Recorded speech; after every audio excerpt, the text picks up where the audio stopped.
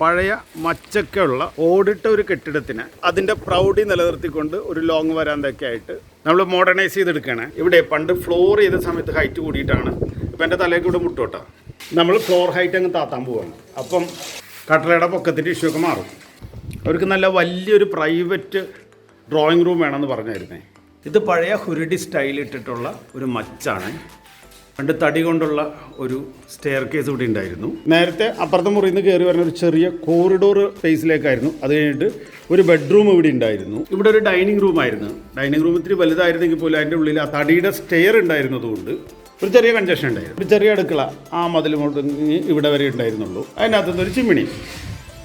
നമ്മൾ ഈ കൊച്ചു സ്റ്റോറിനെ അടുക്കളയിലേക്ക് കയറ്റി. അടുക്കളയും ഡൈനിങ് റൂമും തമ്മിൽ കണക്ഷൻ ഉണ്ടാക്കി. ഡൈനിങ് റൂമല്ല, പഴയ ഡൈനിങ് റൂം, അവിടെ ഉണ്ടായിരുന്ന ബെഡ്റൂം, കോറിഡോർ എല്ലാം കൂടി ഒരുമിച്ചാക്കി. ഈ ഹുരിഡി സ്റ്റൈലിൻ്റെ മച്ചിനെയൊക്കെ സപ്പോർട്ട് ചെയ്ത് നിർത്തുന്നതിൻ്റെ വീഡിയോ തൊട്ട് പുറകെ വരും.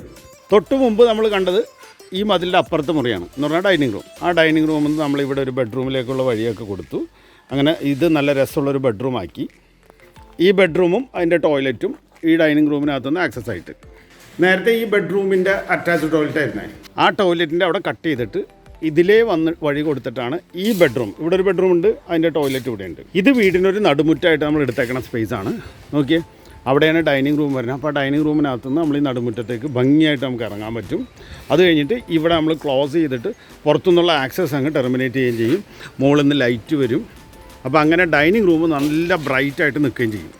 റൂഫിൽ കുറച്ച് വർക്ക് ഉണ്ട് കേട്ടോ. എന്നാൽ പോലും നേരത്തെ നമുക്ക് വീടിനകത്തുള്ള സ്പേസ് പോയിട്ടായിരുന്നു നമ്മളുടെ മച്ചിലേക്കുള്ള ആക്സസ് ഉണ്ടായിരുന്നത്. അതിന് പകരം ഇവിടെ നമ്മൾ പുതിയതായിട്ടൊരു പോർഷൻ പണിയുന്നുണ്ടല്ലോ. അപ്പോൾ ഈ പോർഷൻ്റെ റൂഫ് ഫ്ലാറ്റ് കോൺക്രീറ്റ് ആയിരിക്കും. അതിനകത്തുനിന്ന് ഈസി ആയിട്ടുള്ള ആക്സസ് നമ്മൾ സേഫായിട്ടും സെക്യൂർഡായിട്ടും കൊടുക്കാൻ ഉദ്ദേശിക്കുന്നുണ്ട്. ഫ്രണ്ടിൽ നമ്മളിങ്ങനെ ഒരു ലോങ് വരാന്ത കൊടുക്കുമ്പോൾ ഈ റൂഫൊക്കെ നമ്മൾ കട്ട് ചെയ്തിട്ട് നല്ല ഭംഗിയാക്കി മാറ്റും കേട്ടോ.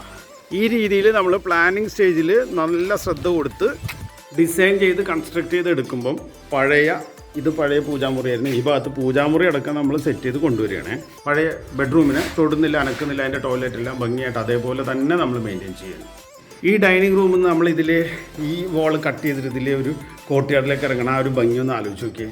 ഇവിടെ കോർട്ട്യാർഡും അവിടെ ഓപ്പൺ കിച്ചണും നല്ല വലിയ ഡൈനിങ് ഉള്ള ഒരു രസകരമായിട്ടുള്ള വീടായിട്ട് നമുക്ക് ഇതിനെ മാറ്റാൻ പറ്റൂലേ. പഴയ വീടിന് പുതിയ മുഖം. റിപ്പയർ കൊച്ചി ഇപ്പോൾ കേരളത്തിൽ എല്ലായിടത്തും, അത് കൂടാതെ കർണാടകത്തിലും വിശാഖപട്ടണത്തും ഉണ്ട്. നന്ദി ആർക്കിടെക്ചർ.